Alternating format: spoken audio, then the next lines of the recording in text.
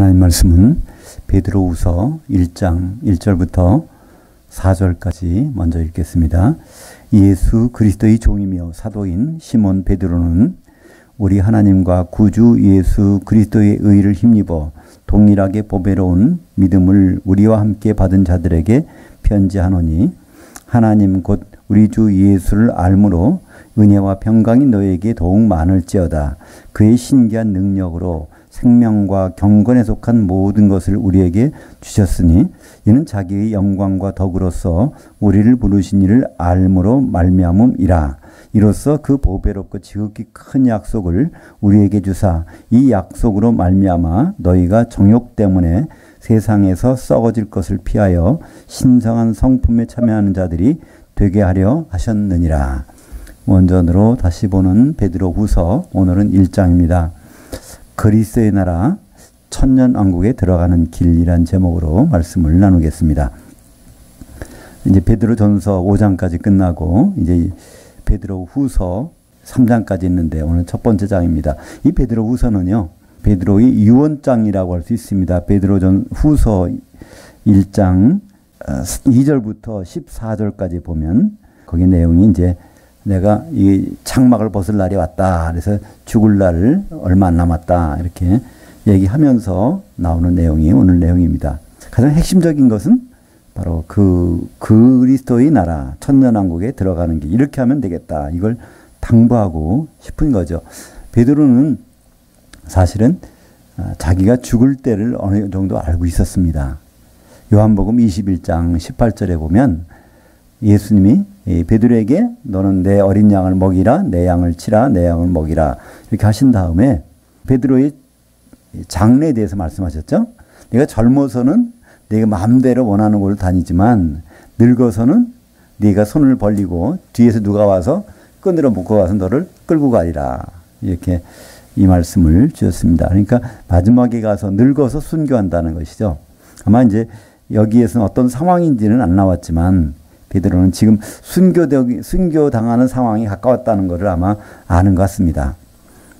그래서 이 상황에서 자기가 하고 싶은 말을 마지막으로 남겨놓는 것이죠. 누구들에게요? 성도들에게 사도가 남겨놓는 것입니다.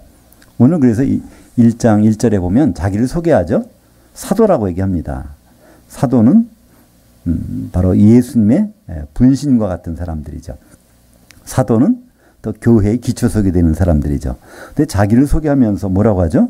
시몬 베드로는, 여기서는 옛날 이름까지 등장합니다. 시몬이라는 것은 예수님 만나기 전에 그가 가졌던 이름입니다.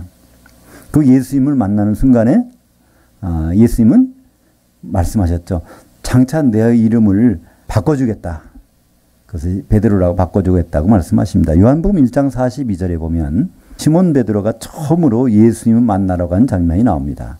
그 동생 안드레가 소개해서 데리고 예수님께로 갔더니 예수님 다짜고짜로 먼저 알아보시는 거예요. 너 세례 요한의 제자잖아. 그러는 거예요. 우리말 번역에는 아들이라고 번역했지만 원래 단어는 제자라고 해야 됩니다. 왜냐하면 이 베드로의 아버지는 요한이 아니라 누구죠? 요나라는 사람입니다. 마태복음 16장 17절 18절에 있죠. 거기 보면 17절에 바요나 시몬아 내가 복이 있도다. 이때 바르가 붙으면 누구의 아들 이런 뜻입니다. 요나, 그러니까 요나의 아들이라는 뜻이죠. 그래서 육신의 아버지는 요나인데 베드로는 당시에 세례 요한을 따라다니는 제자였던 것을 볼 수 있습니다. 그때 세례 요한의 제자인 상태에서 시몬인 상태에서 예수님을 만났는데 예수님은 마태복음 16장 18절에 이름을 바꿔주시죠. 너는 이제는 베드로라. 너는 이제 반석 조각인데 나 이 반석들 다 모아지면 거기다 내 교회를 세우겠다. 이렇게 말씀하십니다. 그리고 나서 요한복음 맨 마지막에 가보면 다시 마지막에 베드로를 부르실 때 베드로야 하는 그러시죠. 요한의 아들 시몬아 내가 나를 사랑하느냐 이렇게 부르시죠. 근데 사실은 거기서 아들이란 얘기가 없습니다. 거기서 그냥 요한의라고만 돼 있어요. 원래 원문에는 요한의 시몬아. 그러니까 너 요한의 제자잖아. 처음 만났을 때 나를 처음 만난 거 기억나냐? 그 아마 그러면서 마지막 당부 말씀을 주실 때 그때 시몬이라고만 부르십니다. 처음 만남을 회상시키기 위해서 베드로는 그 모든 것을 이제 여기다가 집어넣는 거예요. 난 예수님이 사도인데 원래 예수님 만나기 전에 시몬이었다가 예수님 만난 다음에 난 베드로가 되었고 다시 그때 이름을 부르면서 예수님은 나에게 사명을 주셨다. 그래서 이제 그걸 가지고 소개를 합니다. 자기소개를 이렇게 베드로는 하고 있는 것이죠.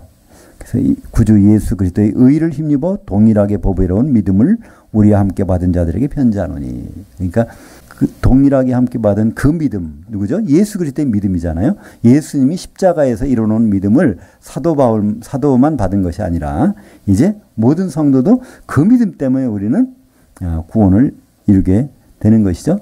그러니까 그 믿음을 같이 받았다는 얘기는 성도들에게 보낸 편지한다 그런 뜻입니다. 그러니까 이 베드로 후서도 마찬가지로 사도가 성도들에게 보내는 편지입니다.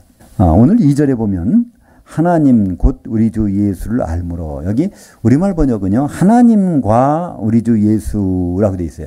하나님 따로 있고 우리 주 예수 따로 있고 이렇게 표현한 것이 아니라 성경 원문에 보면 하나님 곧 우리 주 예수, 그러니까 여기서는 예수님을 그냥 하나님이라고 해버립니다. 그러니까 이건 당연한 거예요. 그죠? 왜 그렇죠? 이미 예수님은 사람 몸으로 오셔서 모든 사역을 감당하시고 이미 하나님으로 복귀하신 분이에요. 지금 하늘에 계신 우리 예수님은 하나님으로서 거기 계신 것입니다. 그래서 그 하나님, 그래서 여기에 하나님 곧 우리 주 예수를 알므로 은혜와 평강이 너에게 더욱 많을지어다. 그러니까 우리가 은혜와 평강이 많아지려면 어떻게 하면 될까요? 바로 예수님이 누군지를 알면 알수록, 이 안다는 것은 몸으로 경험한다는 것이죠. 예수님에 대해서 그냥 지식적으로 아는 것이 아니라 그분에 대해서 삶 가운데서 느끼고 그분을 만나고 하는 모든 것이 쌓이면 쌓일수록 우리에게는 은혜와 평강이 넘치게 되어 있습니다. 은혜가 필요하세요? 그럼 예수님을 좀 더 경험하시면 됩니다. 마음이 좀 불안하세요? 평강이 없으세요? 그럼 예수님을 좀 더 알으시면 돼요. 그분이 어떤 분인지를 인격적으로 경험하는 그것이 풍성해질수록 우리는 은혜와 평강이 넘치게 될 것입니다.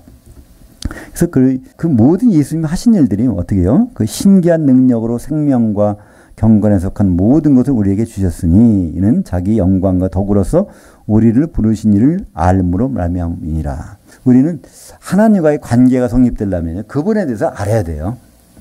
안다는 것은 구약에서는 야다라는 단어를 쓰죠. 그건 동침한다는 얘기입니다. 결혼 생활에서 같이 살아본다는 얘기예요. 그러니까 우리 주님을, 예수님을 좀 안다, 믿는다는 것은요, 살아보지 않은 사람이 알 수가 없습니다. 그래서 결국은 그분에게 주신 약속이, 큰 약속이 있다는 거예요. 여기서 약속이라는 단어가 나옵니다. 이로써 보배롭고 지극히 큰 약속을 우리에게 주사. 여기 성경에는요, 약속이란 다른 단어들도 많이 있어요. 특별히 에판겔리아라는 말이 있습니다. 그 약속이라고 번역했는데 여기서는 에판겔리아가 아니라 에판겔마라는 단어를 썼어요. 에판겔마라는 이 약속이라는 단어는 베드로후서 1장과 3장 두 번만 나옵니다. 그럼 이 약속이 무엇일까? 에판겔마라고 하는 도대체 이 약속이 무엇일까를 우리가 알기 위해서는 베드로후서 3장에 나와 있는 거기 에판겔마가 무엇인지를 알면 됩니다. 베드로후서 3장 12절에 에판겔마가 뭐죠? 하나님이 날이 임하기를 바라보고 간절히 사모하라. 그날에 하늘들이 불에 타서 풀어지고 물질이 뜨거운 불에 녹아지니와 우리는 그의 약속대로 에판겔마대로 의가 있는 곳인 새 하늘과 새 땅을 바라보도다. 그러니까 결국은 신앙이 궁극적인 그 목표, 그걸 바라보는 것이 이게 에판겔마라는 거예요. 그것이 있다면 우리는 흔들리지 않습니다. 그죠? 순간순간 우리는 어려움을 겪을 수도 있고 생각대로 안 될 수도 있고 하나님 멀리 계신 것 같기도 하고 믿음이 식어지기도 하고 그렇지만 이 에판겔마, 큰 약속, 그것은 결국은 이 지구 하늘들과 땅은 다 사라지는 날. 근데 하늘들이 불에 타서 풀어지고 물질이 뜨거운 불에 녹아지려니와 우리는 그의 약속대로 의가 있는 곳은 새 하늘과 새 땅을 바라보도다. 새 예루살렘 성까지 그것을 바라보는 것, 이것이 그분의 약속입니다. 거기까지 가는 것을 안다면, 우리의 여행 목적지가 어디라는 걸 분명히 안다면 중간중간에 들리는 곳이 원치 않은 곳이라고 할지라도 그런 걸 감당할 수 있습니다. 5절부터 9절까지입니다. 그러므로 너희가 더욱 힘써 너희 믿음의 덕을 덕의 지식을 지식의 절제를 절제의 인내를 인내의 경건을 경건의 형제우애를 형제우애의 사랑을 더하라. 여기 8가지가 나오는데요. 더욱 힘써. 이 힘쓰라는 말은 원래 스푸데라는 뜻입니다. 스푸데. 여기서 나온 말이 스피드죠. 영어에. 속도를 좀 내라는 거예요. 이게 우리가 믿음으로부터 시작돼서 결국 사랑으로 끝나는데요. 믿음으로부터 시작돼서 아가페 사랑으로 끝나는데 그 과정들이 계단이 있다는 겁니다. 이 전체가 8계단으로 베드로는 설명을 하고 있는데요. 이 계단 점점 빨리 올라가자는 얘기예요. 그죠? 시작은 믿음입니다. 거기에 덕을. 이 덕이라는 것은 무엇일까요? 덕이라는 것은 여기 아레테라는 헬라어로 쓰는데 이것은 남자답다라는 좀 뜻이 있습니다. 그리고 거기에 지식이라는 것은 무턱대고 하는 것이 아니죠.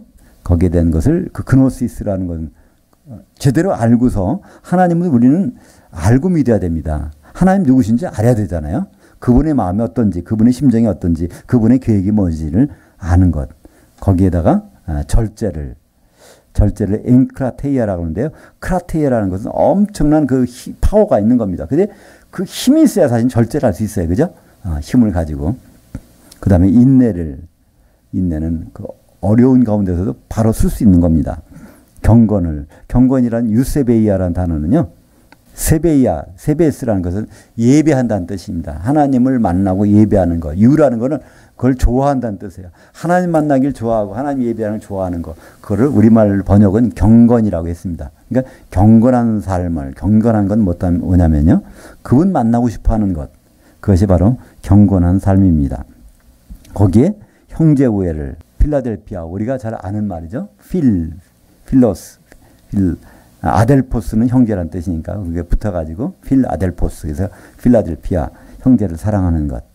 거기에 아가페 사랑 하나님만이 주시는 사랑 그것까지 가는 것. 믿음으로 시작해서 8번째 단계 아가페 사랑까지 거기까지를 순식간에 좀 빨리 올라가자는 얘기입니다. 힘쓰라는 건 스피드를 좀 내자는 얘기죠. 그것을 경험하는 사람, 그걸 아는 것들이 여기는 너희에게는 흡족히 있다는 겁니다. 8가지가 있어서 결국은 믿음으로 시작해서 아가페 사랑까지 올라가는 것이 있긴 있는데 그것을 더욱 경험하게 알기에 게으르지 말라는 것입니다. 그리고 그걸 잘 모른다면 맹인이 된다는 거예요. 맹인이라는 건 뭘까요? 현실을 가지고 판단하는 겁니다. 멀리 앞으로 내다보지 못하는 거예요. 그리고 이 과거 뒤것도 더구나 모르는 거예요. 뒤에 일도 생각하지 않고 앞에 일도 모르고 현실을 가지고 오늘 어떻게 복받을까 이거로 기복신앙으로 흐트러지는 것. 그것이 바로 우리가 배제해야 될 부분인데요. 여기에 맹인이라면 먼 것도 못 보고 앞에 일도 못 보고 또 이미 죄가 해결된 것도 못 보는 것을 여기 베드로는 오늘 맹인이라고 합니다. 우리에게는 지금 예수님 십자가 사건을 통해서 우리 죄가 해결이 됐어요. 그렇지만 우리는 여전히 또 죄를 질 수 있습니다. 날마다 그죠? 믿음으로 하지 아니하는 모든 걸 죄라고 하나님 하셨으니까 죄라는 것은 하나님 생각에서 벗어나면 무조건 죄니까. 근데 우리에겐 지금 누가 계실까요? 지금 변호사가 계세요. 여기 성령께서만 보혜사가 아니라 파라클레토스라는 단어 바로 요한 1서 2장 1절에 우리 예수님은 거기 가서도 지금 변호사 노릇을 하고 계시다는 겁니다. 요한일서 2장 1절에 바로 우리에게 보혜사가 있으니 곧 의로우신 예수 그리스도시라. 지금 현재에도 그분은 거기서 변호사 역할을 하고 계십니다. 10절입니다. 그러므로 형제들아 더욱 힘써 이것도 스푸다죠. 동사로 썼습니다. 스피드를 좀 내라. 그러죠? 너희 부르심과 택하심을 굳게 하라. 그러니까 우리가 하나님은 우리를 부르셨어요. 그 다음에 우리를 택하셨습니다. 이건 뭘까요? 어떻게 보면 거듭났고 우리는 교회를 세우는 것. 영의 구원과 혼의 구원을 한꺼번에 부르심과 택하심이라고 할 수 있겠죠. 한마디로 우리를 각 사람을 거듭나게 해서 그걸 교회로 세워놓으신 것. 이것을 부르심과 택하심이라고 볼 수 있습니다. 그러니까 부르심이라는 것은 뭘 할 수 있을까요? 쉽게 말하면 우리가 거듭나는 것. 우리가 거듭나는 것에 대해서 베드로전서 1장 3절은 이렇게 합니다. 하나님의 긍휼하심으로 우리가 거듭났다. 그리고 예수께서 죽으시고 부활하심으로써 우리가 소망을 갖게 됐다. 이렇게 분명히 얘기합니다. 그러니까 우리가 거듭나는 것은요. 성령이 우리를 도와준다고 생각을 할 수 있지만 성경에서 말하는 건 좀 달리 말해요. 성경에서 분명히 말합니다. 아버지께서 우리를 긍휼히 여기신 사람을 거듭난다는 거예요. 그것 때문에 성령이 오시기 전에도. 근데 우리는 보통 아버지를 못 느끼기 때문에, 안 보이기 때문에 아버지는 아무것도 안 하신 것 같아요. 그냥 예배만 받으시고 듣고 계시고 아무것도 안 하신 것 같은데 아버지는 지금도 일하십니다. 어떤 사람이 믿을 마음이 생기고 예수 믿게 되는 거예요. 그러다 아버지의 긍휼하심이 있어서 그렇다는 겁니다. 그분의 긍휼이 있어서 그 사람이 믿을 마음도 생기고 결국은 거듭나고. 그래서 이것이 바로 아버지의 긍휼로 우리는 부르심을 받아서 거듭나게 될 것입니다. 근데 택함은 거룩하게 택하는 거는요. 성령만이 거룩하시잖아요. 그 다음에 성령의 기름으로 우리를 그분의 몸으로 반죽을 만드시고 이런 현상을 이걸 아주 굳게 흔들리지 말라는 것이죠. 그래서 이것이 흔들리지 않는다면 거듭난 사실과 우리가 성령으로 반죽이 돼서 하나 되는 사실을 이걸 붙잡고 있다면 실족치 아니한다는 것입니다. 많은 사람들은요. 이것을 모르게 되면 교회를 모르게 되면 개인적으로 할머니 충만했다가도 어느 순간에 이게 흐트러지지 몰라요. 그죠? 그러나 교회가 된다면 자기가 좀 잘 실족하고 잘못되더라도 누가 있어요? 옆에 다른 지체가 있단 말이에요. 그죠? 우리가 몸의 지체라는 거 어떻게 합니까? 그냥 바람이 확 불잖아요. 먼지가 확 들어올 것 같으면은 내가 연구하고 생각하지 않아도 벌써 눈꺼풀이 감기잖아요. 왜냐하면 자기 몸의 지체니까. 그래서 우리가 지체들이 같이 있는 한은 실족하지 않는단 말이에요. 근데 혼자 신앙생활하면 이게 참 이거는 실족하기 십상이죠. 숯불 잘 타는 것들 거기서 숯 하나를 떼내 보세요. 그게 얼마나 가나. 오늘 베드로는 그렇게 얘기합니다. 이것을 행한즉 언제든지 실족하지 아니하리라. 부르심과 택하심에 대해서 11절 이같이 하면 우리 주 곧 구주 예수 그리스도의 영원한 나라, 정확히 말하면 그 시대의 왕국에 들어감을 넉넉히 너에게 주시리라. 그렇다면 예수 그리스도의 그 시대, 그 왕국은 언제일까요? 성경에는 딱 한 번밖에 없지 않습니까? 예수님은 말씀하셨어요. 지금 있는 천국이 내 나라가 아니라는 거예요. 그죠? 예수님이 활동하실 때 천국이 임했잖아요. 내가 성령을 힘입어 귀신을 쫓아내는 것이면 하나님 나라가 천국이 이미 너에게 임했느니라. 근데 빌라도 법정에서 뭐라 그래요? 내 나라는 여기 있지 않다 그러잖아요. 그죠? 천국에 있으면서도 그분 말씀은 내 나라는 여기 없다는 거예요. 요한복음 18장 36절에 예수께서 대답하시되 내 나라는 이 세상에 속한 것이 아니니라. 만일 내 나라가 이 세상에 속한 것이었더라면 내 종들이 싸워서 유대인들에게 넘겨지지 않게 하였으리라. 이제 내 나라는 여기에 속한 것이 아니니라. 이 시대가 아니라는 것입니다. 오는 시대가 있다는 거예요. 누가복음 22장 30절에 너희로 내 나라에 있어 내 상에서 먹고 마시며 보좌들에 앉아 이스라엘 12지파를 심판하게 하려 하노라. 그러니까 예수님의 나라는 바로 사도들이 12지파를 심판하는 나라예요. 그죠? 그때부터 시작되는 겁니다. 그리스도의 심판대는 누가 심판하죠? 바로 예수님이 가운데 있지만 12 사도들이 심판하게 되어 있습니다.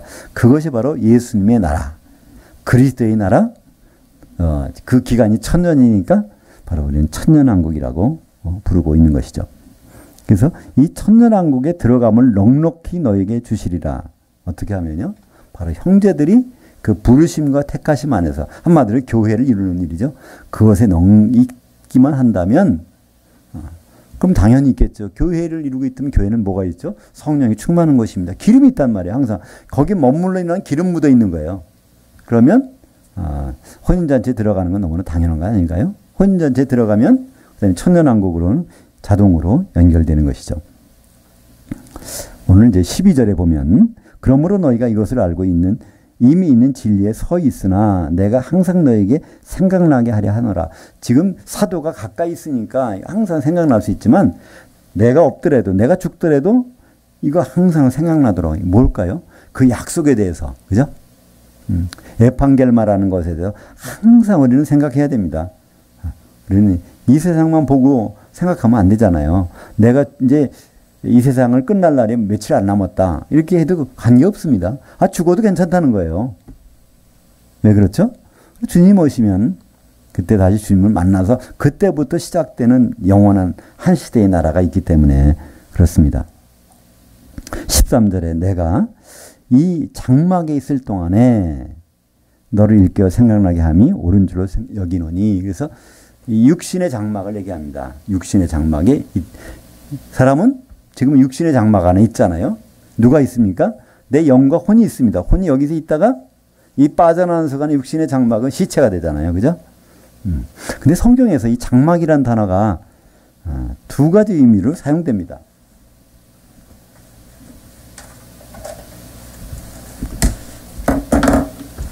네, 장막. 장막하면요, 스케노마가 있고 스케노스가 있는데 이거를 스케네라고도 합니다. 여성이건 여성이죠, 여성. 이건 남성. 근데 스케노마라는 것은 육신의 장막을 얘기하고요. 육신의 장막. 이거는 실제적인 장막. 한마디로 뭐 교회를 얘기하죠. 교회. 똑같은 동사는 장막을 친다는 동사는 스케노라는 게 이거는 장막을 치다. 합니다.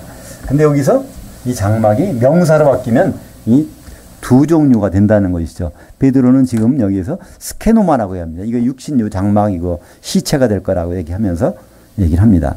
근데 여기서 혼돈하기 쉬운 것이 어디 나오죠? 고린도후서 5장 1절에 보면 만일 땅에 있는 우리의 장막집이 무너지면 하나님께서 지으신 집 곧 손으로 지은 것이 아니요 하늘들에 있는 영원한 집이 우리에게 있는 줄 아느니라. 참으로 우리가 여기서 탄식하며 하늘로부터 오는 우리의 젖을 입게 하여 간절히 삼아노라. 여기서 장막은 스케노마가 아닙니다. 스케노스예요. 인간의 몸이 아니라는 겁니다. 그럼 뭘까요? 이것은 하늘들에다가 설치할 것 뭐죠? 교회입니다. 그죠? 지금은 이 땅에 우리는 교회가 있습니다. 여기에 설치하고 있어요. 그러나 주님 오시면 우리는 여기 성전에 기둥들은 다 뽑혀야 돼요. 그죠? 텐트에 폴 때는 다 뽑아야 된단 말이죠. 그죠? 왜냐하면 공중에 가서 장막 쳐야 되니까. 이것을 얘기하고 있는 것이죠. 그러니까 고린도후서 이 5장은 보통 우리 장례식 때 많이 사용되는 성경 구절이기도 합니다. 개인의 장막이라고 보는 거, 개인의 육신이라고 하는 건데 여기서 말하는 것은 그게 아니라는 겁니다. 베드로는 오늘 개인의 육신의 장막을 얘기하고 고린도후서에서는 땅에 있는 바로 교회, 스케노스를 얘기하고 있습니다.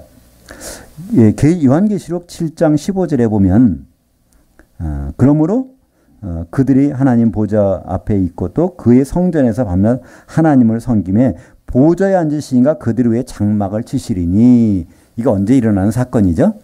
요한계시록 7장은 그 전반부는 전삼년 만에, 그죠? 유대지파 12지파, 이스라엘 12지파에서 14만 4천 명에다가 인을 치는 장면이 나옵니다. 그리고 이제 그 일이 있은 후에 흰 옷을 입은 무리가 셀 수 없는 무리가 막 나오는 거예요. 이들이 누굽니까? 물어보니까 저들은 그 환란을 통과하고 나온 자들인데 7개 교회가 다 나오는 거죠. 그러면서 그들에다가 하나님의 장막을 치는 겁니다. 그들이 어디로 나올까요? 공중으로 올라가는 거잖아요. 그죠? 공중에서 주님을 만나니까. 그러니까 공중에 올라오는 그들에게 장막을 치는 겁니다. 땅에 있었다가 이제 그들이 공중으로, 지금은 땅에 있지만 예수님이 오시게 되면 그때는 공중에 올라가서 그 흰 옷을 입은 무리, 흰 옷이라는 거룩하게 된 성도들이죠. 거기에 장막을 칩니다. 요한계시록 12장 12절에 또 한번 나옵니다. 그러므로 하늘들과 그 가운데 장막 치는 자들은 즐거워하라. 여기 요한계시록에서 유일하게 하늘들이라고 나온 것은 요한계시록 12장 12절입니다. 다른 데다 셋째 하늘 얘기하고 있어요. 근데 요한계시록 12장 12절 바로 이제 예수님이 재림하셔서 예수님은 하늘에서 하늘들로 내려오시고 우리 성도들이 이제 이 땅에서 기둥이 뽑혀가지고 하늘들에 가서 장막 치는 장면이 나옵니다. 이것이 바로 고린도후서 5장 1절 말씀이잖아요. 그죠? 고린도후서 5장 1절로 다시 들어가 보면 만일 땅에 있는 우리 장막집이 무너지면 예수님이 재림하시면 우리는 여기서 기둥을 뽑혀야 되잖아요. 기둥이 뽑아서 어디로 간다고요? 하나님께서 지으신 집, 그 손으로 지은 것이 아니요 하늘들에 있는 영원한 집. 여기 하늘들이거든요. 여기서도.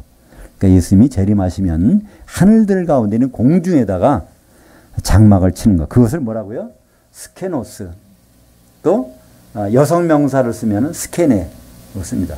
오늘 베드로는 이것이 아니라는 거예요. 교회 얘기하는 것이 아닙니다. 베드로 개인 몸. 나 이거 죽으면 죽어서도 영원히 우리 성도들이 기억할 것이 있다는 것입니다. 그래서 요한계시록 21장 3절에 보면 내가 들으니 보좌에서 큰 음성이 나서 이르되 보라 하나님의 장막이 사람들과 함께 있으며 여기서 스케네라고 그랬어요. 왜 그럴까요? 스케노스는 남성인데 여기서는 예루살렘이 어린 양이 신부기 때문에 여성으로 바꿔야 돼. 장막이 이게 어린 양이 신부가 돼버렸어요. 그래서 스케네라고 합니다. 그때 바로 백보자 심판에서 생명체 이름이 있어서 나온 사람들이 다 그 장막 안으로 들어오는 장면들을 설명하고 있는 것이죠. 이 모든 것들, 그러니까 베드로는 오늘 아주 관심사는요, 그 에판겔마, 약속, 하나님의 약속에 있어요.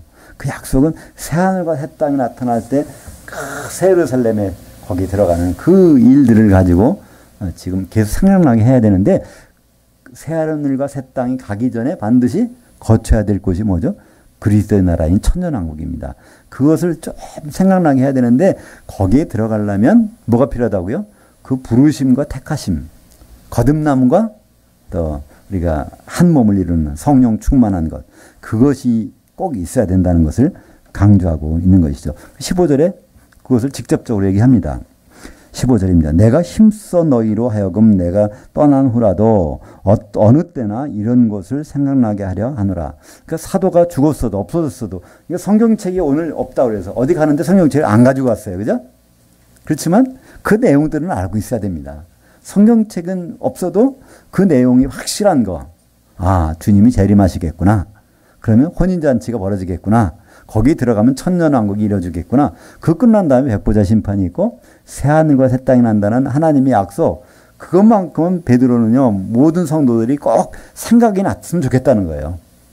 이 세상에 어떤 문제를 만나든지 그런 것이 좀 생각났으면 참 좋겠다는 것입니다. 12절에 있고 15절에 있잖아요. 12절에 내가 항상 너희에게 생각나게 하려 하노라. 15절에도 바로 어느 때나 이런 것을 생각나게 하려 하노라.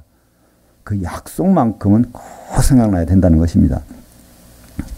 16절에 우리 주 예수 그리스도의 능력과 강림하심을 너에게 알게 한 것이 교모이 만든 이야기를 따르는 것이 아니요. 그래서 또 예수님의 재림에 대해서 말합니다. 예수님의 재림은 누가 만들어낸 얘기가 아니라는 겁니다. 이건 분명한 사실인데 예수님의 강림하신 그 현장과 아주 유사한 현장을 베드로는 경험했다는 거예요. 그게 어디죠? 마태복음 17장에 16장에서 교회에 대해서 말씀하시고 17장에 바로 그 말씀하신다는 엿새 후에 어디로 가세요? 변화산으로 올라갑니다. 그죠? 예. 거기 가서 예수님이 확 모습이 바뀌어지잖아요. 예수님이 바뀌어진 모습을 베드로는 그렇게 생각하는 것입니다. 재림 때의 모습이라는 거예요. 저 모습이. 얼굴에 해같이 빛나는 모습. 재림 때의 모습. 그러니까 예수님은 해로 표현이 되잖아요. 요한계시록 12장에도 그죠? 어떤 여자가 있는데 해로 옷 입었다고 그러잖아요. 바로 예수 그리스도 옷 입고 그 밑 발에는 누가 있어요? 달이 있고 달이라는 건 뭐죠? 햇빛을 받아서 반사하는 사도들이죠. 그죠? 바로 그 여자 교회를 이야기하고 있는데 바로 그런 해 같은 예수님의 모습을 베드로는 본 적이 분명히 있는, 자기는 목격자라고 얘기합니다. 친히 본 자라는 거예요. 그것을 내가 누구한테 말을 듣고 하는 것이 아니라 예수님의 재림 현장 같은 똑같은 상황을 변화상에서 자기는 본 사람이라는 것입니다. 근데 이 본 것만 가진 것이 아니라 이것을 그 예언의 말씀으로 적어 놨다는 거예요. 이것은 그 구약 성경 얘기하는 것이 아니죠. 19절에 있습니다. 또 우리에게는 더 확실한 그 예언이 있어. 그러니까 내가 보았던 것만 얘기하는 것이 아니라 사도들에게는 더 확실한 그 예언이 있다는 겁니다. 예언의 말씀. 예언자로서 주게 된 말씀. 그 예언자, 예언자, 선지자는요, 똑같은 단어를 번역한 차이점입니다. 뭐라 그러죠? 프로페테스. 이거를 우리말로는요, 예언자라고도 번역하고 선지자라고도 번역합니다. 근데 신약 성경에서 말하는 이 프로페테스는 누굴까요? 사도행전 에베소서 2장 20절에 보면 사도들이 바로 그 예언하는 사람, 하나님의 속마음을 전해주는 사람들이 사도라는 거예요. 그러니까 이 베드로는 자기가 눈으로 봤던 그 목격담만 얘기하는 것이 아니라, 간증만 얘기하는 것이 아니라 직접 하나님이 베드로에게 들려주신 그것을 사진을 찍어서 내놓은 것들, 그 중에 하나가 바로 뭘까요? 베드로전서도 마찬가지고 베드로 후서도, 또 하나는 마가복음도 우리는 베드로의 그 예언이라고 볼 수 있습니다. 베드로전서의 마지막에 나왔었죠. 내 아들 마가가 너에게 문안하니라. 바로 그때의 아들이라는 것은 제자란 뜻입니다. 바로 베드로는 헬라 말을 잘 모르니까, 그러니까 마가를 통해서 기록을 했습니다. 그것이 바로 마가복음이죠. 그래서 이 예수님이 나타나실 때, 그때 변화산에서 어떤 일이 벌어졌죠? 모세도 있고 엘리야도 있는데 베드로는 똑같이 대접하려고 했어요. 예수님과 모세와 엘리야 초막셋을 지어서 여기서 같이 살고 싶습니다 얘기하니까 그때 없어집니다. 누가 없어지죠? 엘리야, 모세 없어집니다. 그리고 예수님만 나타나는데 그때 음성이 들립니다. 이는 내 아들이다. 내가 사랑하는 자, 내가 기뻐하는 자다. 그러니까 하나님은 항상 반복해서 말씀하세요. 그죠? 하여튼 예수님만 나타나면 기뻐하시는 거예요. 너무 좋아. 우리가 이제 오전에 창세기 1장 31절에서 본 것처럼 엿새 동안에 다 일을 마치시고 인간을 창조하시고 같은 날에 아담을 지어낸 그 순간에 하나님은 너무 기뻐하시는 거예요. 바로 예수님의 모형만 나타나도 기뻐하셨는데 예수님이 진짜 나타나신다면 얼마나 기뻐하시는 거예요. 우리 예배도 마찬가지 아닙니까? 우리가 예수 그리스도의 몸을 이루어서 하나님께 나타난다면 바로 하나님은 예수님 보시는 거하고 똑같이 여기시겠다는 거예요. 우리를. 그래서 기뻐하시는 예배, 산제물로 될 수가 있는 것입니다. 그래서 19절을 다시 보면 우리에게는, 사도들에게는 더 확실한 그 예언의 말씀이 있어 어두운 데를 비추는 등불 같으니 날이 새어 샛별이 너희 마음에 떠오르기까지 너희가 이것을 주의하는 것이 옳으니라. 그러니까 지금 모든 이 성경의 내용이요, 딱 이렇게 구분해서 보시면 돼요. 사도가 성도들에게 무슨 말 했는지. 우리 예수님은 조금 접해두고, 정말, 왜냐하면 예수님은 사도들을 통해서 말씀하신다고 했으니까요. 요한복음 17장 20절 21절에 보면 예수님이 겟세마네에서 기도 장면이 나오잖아요. 요한복음 17장은 예수님 십자가 지시는 기도의 내용들이 쭉 나옵니다. 거기 보면 20절과 21절에 그 말씀이 있어요. 내가 이렇게 기도하는 것은 이 사람들만, 사도들만 위함이 아니요, 이 사람들, 사도들의 말을 듣는 성도들이 바로 우리와 같이 하나가 되게 하려 하심이니라. 그래서 사도가 무슨 말을 하는가만 우리는 조심해서 들으면 돼요. 예수님이 무슨 말을 하시는가? 이거보다도 중요한 것이 사도들이 하는 말을 더 듣는 것이 더 중요합니다. 왜냐하면 예수님은 사도들을 통해서 우리에게 말씀하시겠다고 했고, 바로 그 예언의 말씀을 우리는 가지고 있기 때문에 그렇습니다. 그래서 오늘 19절 마지막 부분에 너희가 성도들이라면 이것을 주의하는 것이 옳으니라. 이것이 뭐죠? 예언자들, 사도의 말을 통해서 나온 그 말씀, 예언, 이 내용이 중요하다는 것입니다. 지금 사도는 이제 죽을 것입니다. 베드로는 곧 죽어요. 그러나 사도들이 예언으로 남긴 말씀은 기록으로 남아있다는 것입니다. 베드로는 죽었지만 우리는 지금도 베드로가 남긴 그 예언의 말씀을 볼 수 있기 때문에 우리는 흔들리지 않는 겁니다. 바로 그것은, 그의 결론은 뭐죠? 베드로가 말하는 그 약속입니다. 바로 주님이 오실 것이고, 그 다음에 새하늘과 새 땅이 나타날 것이고, 그때 연결되는 새 예루살렘을 위해서 지금 우리는 바로 그분의 몸인 교회로 있다는 것이죠. 오늘 20절 보면 먼저 할 것은 성경의 모든 예언은 사사로이 풀 것이 아니니. 그래서 많은 사람들이 이래요. 이거 조심해서, 이거 마음대로 풀면 안 된다 그러는 거예요, 성경을. 그러니까 어느 목사님, 은혜 받았다. 사사리 푸는 게 아니야. 조심해야 돼. 그럽니다. 근데 그 말이 맞기도 하고 좀 안 맞기도 합니다. 왜냐하면 여기는 이렇게 돼 있어요. 경의 모든 예언은 사사로이 풀 것이 개인적으로 해석할 것이 아니라는 겁니다. 우리는 해석을 안 하면 돼요.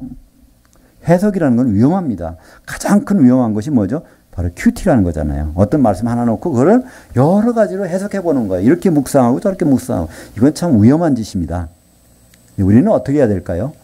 성경의 말씀은 그냥 보아야 됩니다. 들어야 됩니다. 그리고 이거 주목해 보야 되는 거예요. 읽고 듣고 보는 것, 이거는 해석이 아니잖아요. 있는 그대로를 우리는 받아들이는 것이니까 그것을 우리가 풀어보려고 하니까, 여러 연결시켜 보려고 하니까, 그러니까 사람마다 의견이 다르고 풀어나오는 답도 다르다는 거예요. 우리는 절대로 해석해서는 안 됩니다. 개인적인 해석은요, 이거는 사람마다 다를 수가 있어요. 그러나 우리는 그것을 보아야 됩니다. 그 읽어야 되고 들어야 되고 그것을 주목해서 우리는 지켜봐야 되는 것이죠. 바로 요한계시록 1장 3절에 이 예언의 말씀을 읽는 자들과 듣는 자들과 그 가운데 기록한 것을 지키는 자들은 복이 있나니 때가 가까웁니다. 여기 어디 해석한 자라고 있어요? 해석하는 자가 없단 말이에요. 요한계시록을 해석하라는 말은 없어요. 그것을 읽기만 하면 돼요. 그걸 들으면 된단 말이에요. 그것을 지켜서 주목해서 보기만 하면 된다는 말이죠. 근데 사람들은 요한계시록이 어렵다. 성경 말씀이 어렵다. 이것을 어떤 주석책을 보면 쉽게 알 수 있을까? 많은 생각을 합니다. 그러나 이건 다 헛수고입니다. 그리고 참 위험한 일이죠. 이걸 해석한다는 것은. 21절에 예언은 언제든지 사람이 뜻으로 내는 것이 아니요 오직 성령의 감동하심을 받는 사람들이 하나님께 받아 말하는 것입니다. 그러니까 예언이라는 것은요, 연구해서 될 수 있는 것이 아니라는 거예요. 하나님이 속마음을 사진사가 찍어서 낸 거니까, 사진이라는 것은요, 그냥 보면 되잖아요. 사진을 뭐 놓고 해석을 합니까, 그거를? 그럼 보면 되는 것이죠. 아마 그 사진사가 사진을 찍어 놓고 보면, 그건 누가 보든지 바로 그대로 보이는 것이죠. 그죠? 거기에 보면 어떤 나무를 사진 찍었을 때 나무가 뭐 100그루로 보입니까? 1000그루로 보입니까? 나무 하나는 하나예요. 그것을 여러 가지 해석하다 보니까 오히려 어려운 일들이 생기게 되는 것입니다. 베드로는 오늘 간단한 당부를 합니다. 그 약속 좀 잊어버리지 말았으면 좋겠다는 거예요. 그리고 그것을 잊어버려도 항상 사도들을 통해 주신 말씀, 예언자적인 그 말씀, 그것만큼을 조심해서 유의해서 보라는 것입니다. 우리는 너무나 지레 겁먹고 안 보려고 그래요. 유대인들이 왜 여호와의 이름을 잊어버렸을까요? 성경에 보면 여호와라는 이름이 6,800번 나온다고 합니다. 구약 성경에. 근데 유대인들은 그걸 잊어버렸어요. 그래갖고 자음만 써가지고 합니다. 그들이 왜 그랬죠? 내 이름을 망령 때 읽지 말라. 그 말씀을 부르지 말라는 줄 알고 아예 이름 부르는 걸 빼버리니까 발음법이 없어졌어요. 유대인들은. 그래서 여호와가 맞느냐, 야훼가 맞느냐, 뭐 야훼가 맞느냐 여러 가지 혼동이 나오는데요. 그들은 엉뚱한 길로 한 거예요. 내 이름을 망령 때 읽지 말라고 했더니 그들은 그냥 발음을 안 해버리는 거예요. 우리는 성경을 사사로이 풀지 말라고 했더니 아예 요한계시록도 안 보고 성경을 안 보는 거예요. 이게 보지 말라는 얘기가 아니죠. 그죠? 개인적으로 풀지 말라는 얘기입니다. 사사로이 푸는 것이 아니라 우리는 하나님 주신 말씀, 사도를 통해서 우리에게 주신 말씀은요, 읽어야 되고 그걸 들어야 되고 그것을 우리는 주목해서 봐야 될 책임이 있습니다. 그것이 바로 그리스도의 나라 천년왕국에 들어가는 길. 어렵지 않습니다. 부르심과 택하심에 대해서 우리를 하나님의 긍휼로 우리를 다 거듭나게 하셨잖아요. 거듭나서 각자 놓는 것이 아니라 성령의 기름으로 반족을 시켜놨잖아요. 그죠? 그 기름 가운데 있다면 우리는 그리스도의 나라 천년왕국에 들어가는 것, 바로 기름을 준비한 15처녀처럼 그 자리에 들어가게 될 것입니다. 기도하겠습니다.